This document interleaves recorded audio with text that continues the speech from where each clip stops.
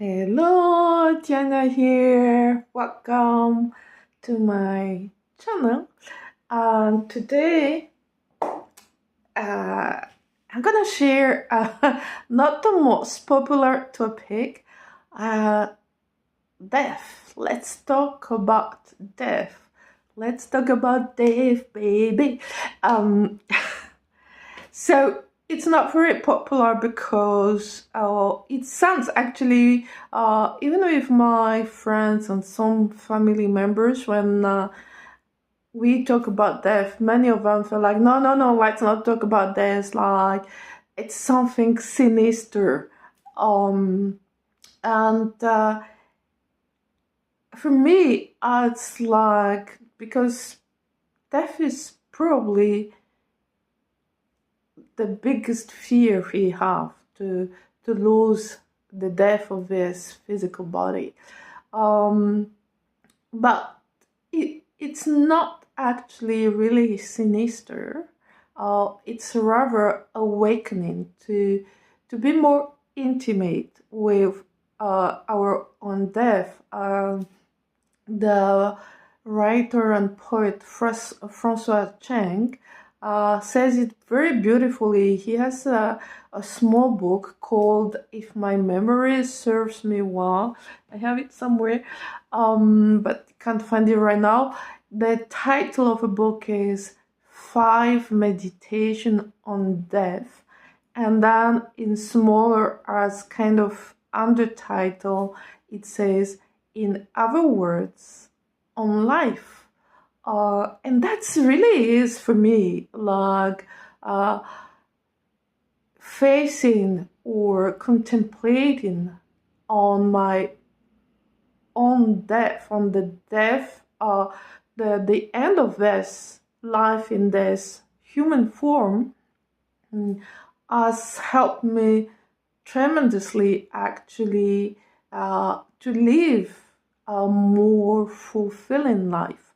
And especially this happened, I would say, in my 40s, that I started, you hear in all spiritual tradition, in all teachings, you hear about the impermanence of our life, and you hear it, but somehow you don't really want to look at it. And when you get in your life to this stage where, let's say, I'm not 56, but for me, like when I was in my 40s, especially in the second half of my 40s, then you start really to realize, okay, I've lived, and I've been really fortunate enough to have lived that many years already, 45 or 50, or even 60 or 70. And then what came was, let's face it, we are sure we will die one day. We don't know when, but this is the only thing that we are sure about, is that we will die. And when you are in your late 40s or in your 50s, then it's just very simple. If we are fortunate enough, let's say, to live up to 100 years, then we have already experienced half of our life on this earth. And this is if we are fortunate to get to 100. If not, then it's less than half. And again, I don't mean to be sinister. It's more, for me, was more of an awakening. So for me, it was really then asking myself, how do I want the next period of my life, let's say the second half of my life. How do I want it to be? How do I want to feel? How do I want to live that life? It was really super clear for me. The really number one thing was, of course, to really pursue, to engage more on my spiritual path. That was my number one. And then not only engage on my spiritual path, but also to live a purposeful life. And actually, I say it a bit reverse, because living a purposeful life for me personally, means engage on the number one thing is to engage on my spiritual path. The second thing about leading a purposeful life as to help others. And this actually asking myself this very simple question, I think it's the most powerful question, like how do I want my the next half of my life to be? And I want it to be purposeful, meaningful. I want to thrive, to feel this liveliness, not only to survive and just do the things that I need to do, like work, etc., but really to feel there's a liveliness while I am taking care of my life, either my work, my personal life. So these were really like giving me the direction I wanted to go, and the why do we want to do this? Because what happens next, we all have very busy life nowadays. We have super busy life. We are actually quite lucky in that sense that we can get to do so many things, and we have the opportunity to do many things. The other side of the coin is that we are busy. Really, we have a strong busyness. And often, and this is what I actually see, not only for myself, also what I see with the women I work with, because they have such a rich life, that they get stressed out, super stressed out, and you get to burnout. So there are things you want to do, but you kind of always running to do this, running to take care of your family, then running for your work, running to still do your spiritual practice, running, stress. And that's not really a life that we want to keep for the next 50 years. We've done it for decades. It's really time to change, and asking this powerful question of what do I want to my second half of life to be, gives us the priority. And once we have this strong priority or priorities, then we find the ways to actually restructure in our life And especially it takes us to really be honest with ourselves and see where we put our energy, our time, our resources, and then actually take a decision to live from our priorities, to live from our life purpose. And for me, having the getting really the actually the discipline to keep on living on my life purpose, on my priorities, meaning also meaning really changing some of the things I were doing that I stopped doing because it was not serving me. To do this, it came back again to contemplating about my death, because I can guarantee you, if you ask yourself from the space of, okay, I don't know when it's gonna happen, but it's gonna happen, and now I have already lived like half of my life. What do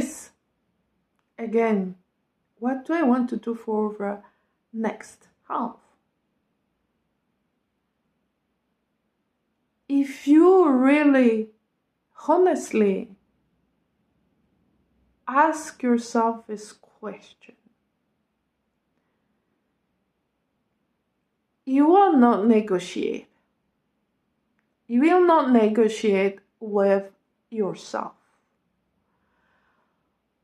It will not, I'm not saying that you, like overnight, you're gonna change everything, but you will really naturally start to change how you lead your life. And of course, there is a scary thing in this, that we might have to take some quite radical decisions about some parts of our life. But it doesn't mean we have to. Not everyone is the same. For me, there was a point where I, the life I had with career and corporate was not anymore really fitting in my vision. So I did quit my corporate job in I think when I was 46. And this was like, I was at the kind of I was in a very good place career-wise. And for people around me, this didn't make any sense. It was like, even not only didn't make sense, it was even craziness to do this when you have such a good career and with a really nice perspective of evolution. So that was really like on a very ordinary view, from a very ordinary perspective, it was craziness. But for me, it was just what I needed to do, and it was not something like I actually had to struggle with, because it was just obvious. it just came, and the moment I took the decision, that everything, new doors started to open. So it was for me like no-brainer, a really no-brainer to change. But if I were to start, to think about it, then I would get scared. So there is the willingness when we really honestly contemplate on this question, to be honest with ourselves, like that is scary to do this or that, because it can shatter our life. It's also what I remember also is that just honestly looking at where I put my energy, and I still do it now. It is, and I still see sometimes I'm like, oh my god, oh damn, because sometimes I just spend time, and totally useless things that don't give me joy. That's just kind of bring more dullness in myself than anything else. So when we really honestly, and it's just being honest with ourselves, look at how do I spend my energy? How do I spend my resources? Is it the way how I live now? Is it the way I want to keep living for the next 50 years? And if in the back of your mind you have this, I had this too, like, okay, when I am retired, then know that that's a trap. That's a trap. Because if you do not actually take the step to change now and start to put your energy on your life purpose and your priorities, it's not gonna to happen when you are retired. And for this also, there is for me something that really in the Taoist wisdom here, I said at the beginning, like, this period of our life, perimenopause and menopause, it's called the second spring. Or maybe I didn't say it here. I did say in another video. Second spring, or the power season. And that's not only a nice or inspiring way to see all that. It's really what it is, because at this period of our life as women, this is really kind of a portal for us to actually, if we choose to, it's a portal to really skyrocket our spiritual evolution. It's like our whole system, meaning our body, our energetic system, when we get to perimenopause, they are turning to all their energy as shifting to support our spiritual growth. And it's like let's take the image, a very simple image of our uterus. So basically, our uterus is the space where the fetus, the life creation happens, right? So the fetus grows in the uterus. So when we get to perimenopause and menopause, we are not planning to have children anymore. We don't have children anymore, but this space, the space of a uterus, which is the space that holds the life creation, this energy is still available to us.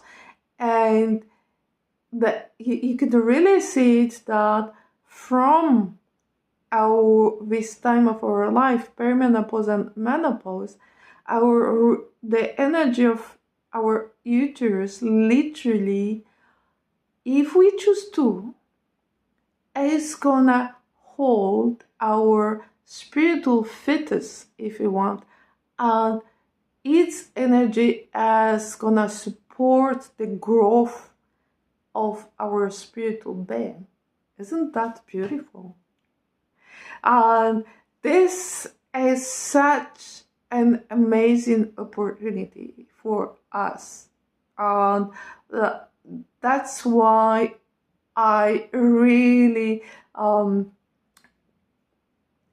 passionate to share these practices with women in their late 40s, in their 50s, even beyond, because it's still there, you know. And that's what we do, for example, in the Golden Gate program.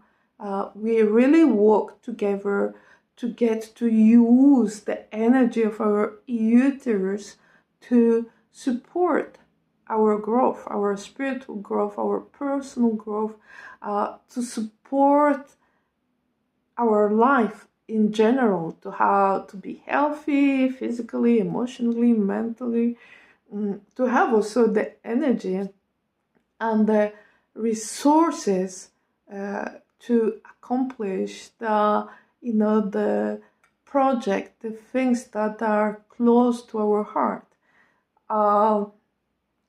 So we started with death, right? And you see, we wound up with really, again, fulfilling life. And this, for me, again and again, and it's like I think we never contemplate our death too much. It's never too much. Of course, like I have a friend who passed away about less than 2 weeks ago. She was just a few years older than me. And when this happens, then we are kind of reminded naturally. We are reminded, and then we are, for a while, we're gonna, oh my God, life is so short. Let's just concentrate on what is important. And then we forget. So it's not sinister. It's just making your life more meaningful to really contemplate on our own death. Thank you for spending this time with me. If you have any question about what I've shared or about the Golden Gate program, just reach out, and see you very soon in another video.